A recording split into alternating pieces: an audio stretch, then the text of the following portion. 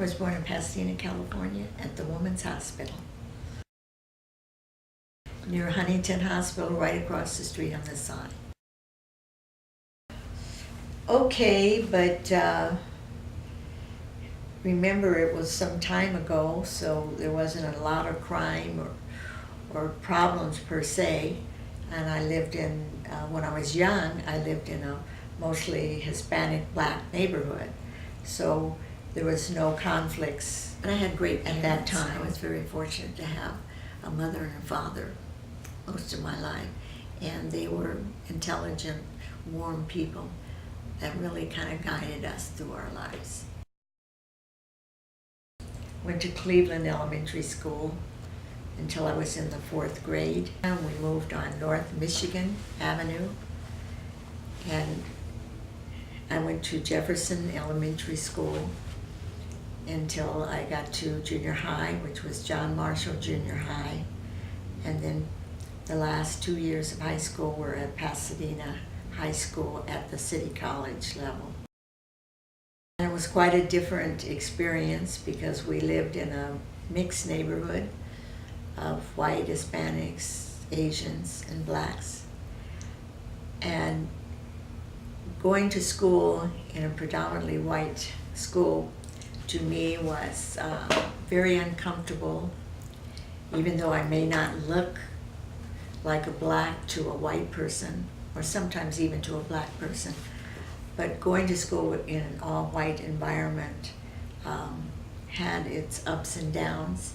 The education part was good, but you always felt you were different, and people would say things to you not realizing what you were, especially the white race. And even teachers, they would say only blacks use a double negative in a sentence, and I was the only black in the class. So my fellow students knew that I was black, but my teachers didn't always know, and they would just blurt out whatever. And I had to go through that from the 4th grade through the 10th grade. In every class, I was the only black. So I was different. I looked different. I talked the same way that they did, but I looked a little different. I wasn't blonde, blue-eyed, fair skin. I was a light-skinned black, which I guess in their world they didn't know. So a lot of slip of the tongue. And then when I would look at them, they'd say, "What's the matter?" And I said, "Do you realize what you just said?" Using the word nigger. And they said, "Well, you're not one." I said, "No, but that's the slang of a Negro, and that's what I am." So those years were not comfortable until I got out to Pasadena, the last 2 years of Pasadena High School, which was a pretty mixed school. But in some classrooms, you could be the only black, or they thought I was Hispanic, anything but black. And so they felt free to say whatever they wanted to say. When I went to John Marshall, I was sitting in a classroom there, and I was taking a Spanish class, and she said, "You used a double negative, and only niggers and poor white trash use double negatives." And it kind of quiets you down. You don't know what to say back. And I didn't say anything in the classroom. But my girlfriend, who was Jewish, approached me after the class and said, "She shouldn't say things like that to you in an open class." And I said, "Well, she probably didn't know what I was." She said, "That's even worse." So she went home and told her dad. And then, in turn, my dad questioned me, and I told him what happened. He said, "Oh no, I'm not going to tolerate it." So him and my girlfriend's father went up to John Marshall and confronted the teacher and the principal, and she was kicked out of school for saying that in an open classroom. That was something that happened a lot in Pasadena during that time, because I grew up in the 30s, 40s, 50s. Even going for a job, my dad would say, if they don't ask, keep your mouth shut. So every job that I got, they took me at face value. And I got jobs where I was always the first black in the job. And something would come up, and then there was an incident, or you're too friendly with the black man at the counter. They get the wrong idea. And I questioned them about that. I said, I'm friendly with anybody that comes to the counter. This was Southern California Gas Company, but they had no blacks in the office at that time, in the 50s. And it happened when I went to work for the county. Same type of thing. In fact, my whole life. And to me, I look like a light-skinned black, but to others, I look totally different. And every job that I ever got, like I was the first black dispatcher hired at Pasadena Fire Department. They never asked me what I was. They just hired me. I had no experience, but I was hired. Later on, they hired a black, and she looked black. And she used to laugh, and she said, Sylvia, if they don't know, don't say nothing unless they ask you. Well, they never asked. And then I started working the phone company, the same thing. You get promoted because they don't know what you are. But once they find out, then, no, I don't have problems getting a job. I never have. But that's their problem, not mine. And it's hard when you look back, and I see prejudice the same way today as I did. It's hidden a little better. But even, I wasn't even qualified for some of the jobs I got. But I managed to do okay. But I think of young blacks that are educated, have their degrees, what they go through. They get called, and I'll call you back. I would go in for an interview and get hired the day I got hired at the fire department was funny because I walked in, there was a black lady sitting there, and she looked at me, and we started talking. And she said, are you from Pasadena? And I said, yes. And she said she lived on Lincoln. I said, I have relatives on Lincoln. And I said, what part of Lincoln? And she told me, I said, well, I have an aunt that lives probably right next door to you. And her name is Mrs. Drew. She said, yes, I know her. She looked like me. And she looked and she said, Sylvia, they have no idea what you are. She came, took 2 tests, had to wait 6 weeks.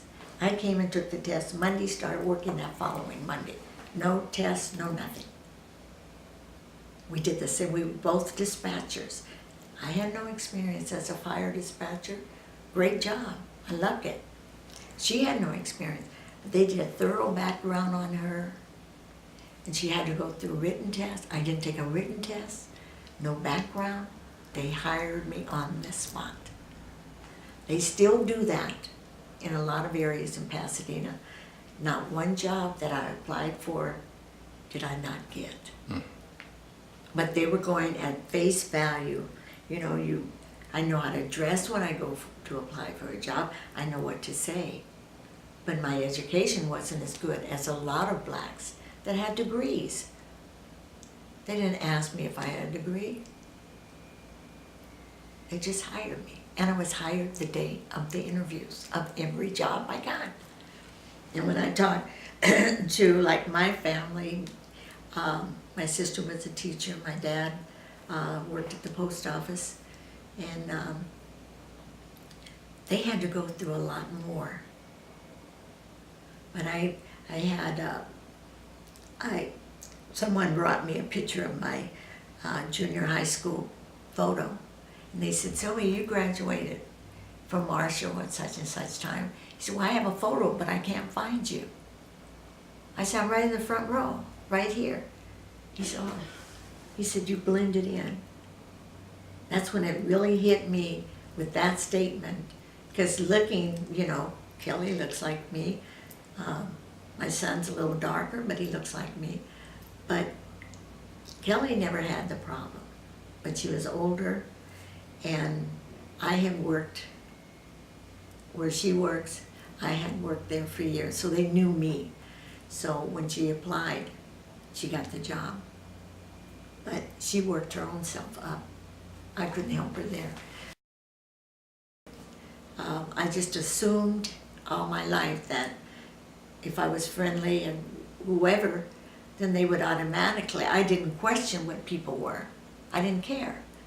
If I liked them, I liked them. But all through my life, even at the age I am now, I still go through that. If I'm with my grandchildren, people look at me, stare. Oh, those are your grandchildren? They're mixed. And things like that, where you get to the point where sometimes I react. I try not to, but you get tired. And all these years, and the 4 of us in my family all look different. All of them are different colors. All of us have different hair. My daughter has light eyes. When I would go places, oh, I understand, she's mixed. And I said, no, she isn't mixed. I'm black, my mother was black, my father was black, my grandmother was black, my grandfather was black. So therefore, I'm black. And her dad is black, we're all black. But to the public eye, and sometimes even to our own race, they look at me, well, you're different. You don't have problems. But blacks still are second-class citizens in this area, especially Pasadena, Altadena. They look at you strange. Like, you made it? How? Or you're different. That's my favorite line. Oh, you're different. I said, I look like any other black woman. You just don't know all of them. We come in every shade, which is what I'm proud of. One of the worst things I encountered was when I was in high school and I wanted to go to a dance. And black guys would say, it's uncomfortable because people stare. No matter where I go to this day, if I'm with a black man, they go like this. And I know a lot of people that look like me, and they go through the same thing. And a lot of them pass. I never wanted that. And I never wanted to go out with anything but black men. I'm still like that. But it's uncomfortable for a lot of the guys I grew up with. That was the one thing. They said, I like you a lot, but you draw too much attention because people stare when you walk in. And that's bad for anyone to have to grow up. I'm sure my daughter gets stared at with Anthony because there's a contrast, and they don't know what to do when they see that. And it's with our own race too, because I've had just as much prejudice against me with blacks as I have whites. You're different, you can get whatever you want. But you have to live with yourself. You have to be who you are. And that's what's important. I had breast cancer. I'm okay right now. But it didn't really bother me as much as a lot of people thought it would. But I always have the look of, why not me? Why should it be someone else? No one in my family has ever had it. So it's new. But I went and I got it taken care of, and I'm cancer-free as of now. But it can hit any other time, because they don't know how you get it or why you get it. But it's something that I'll be 80 next year, and I feel very blessed to still be here, to do what I want to do, and to be able to live in my own home and to support myself, because I'm retired and I live well, and I don't feel sick at any time. Even when I had cancer, it was like, oh, well, what do we do? And they did it, and I'm fine. I went through chemo and radiation, which was difficult. I felt I wanted to be alone afterwards, because you just don't feel good. But once I got through it and got back on my feet, I started doing things that I normally would do. I like to volunteer, which I do now off and on with the center up here for seniors in Pasadena, and I try to help out as much as I can in that field. And when people ask me to do something like a church or anything like that, I do it. And I live with my son. Sometimes comes and stays with me, but most of the time I'm by myself. But that's fine, because I was married young, I divorced young, and never remarried. And that was a choice that I made. And because I had my 2 children, and those were number one. They still are number one, and will always be. Because I worked in law enforcement for years, and I saw a lot of problems there. And right now they're in the process of trying to fix a lot of those. So many of our people shouldn't be in jail. They're in there for stupid reasons. And because you don't have money, you can't get out. And that I would love to see if I ever had the kind of money that some of these people have. That's one thing I would fight. And I think there's a lot that we, as a group of people, we have to stick by each other and continue to try to solve the problems that this country still has with racism. And maybe by the time my great-grandchildren get grown, they won't have the problems that the people have today. You know, even with a degree doesn't mean you're going to get a job. And they don't tell you that. And I hope I've done that with my 2. But I'm very proud of Kelly, because she's done very well in her life. And her kids are wonderful. She's got a great husband. She's very fortunate. Not everybody gets all of that. But she's worked hard. And she hasn't had quite the problems I have. But still, when they look at her, you're mixed. You know, you can't be black. You're mixed. But her father was black and I was black. She came out like that. My son is your color. So, you know, we don't know. And her kids are like that. So I'm just hoping that in the future, our race as a whole will be on a better level. We're getting there, but we're not quite. We got the president, and that to me was one of the most marvelous things that I could have seen. I wish my parents could have seen it, my grandparents, because they never would have believed it. But when and that's the only time I wanted to go to D.C., when I went to both of his inaugurations. I had to do that. And I went there and watched that. And it was beautiful, one of the prettiest things. No fighting, no nothing. People were all happy. It was just fantastic. But we made it a point, my sister and I. We went to both, and Corey went. And it was just one of the best feelings I've ever had to see that man.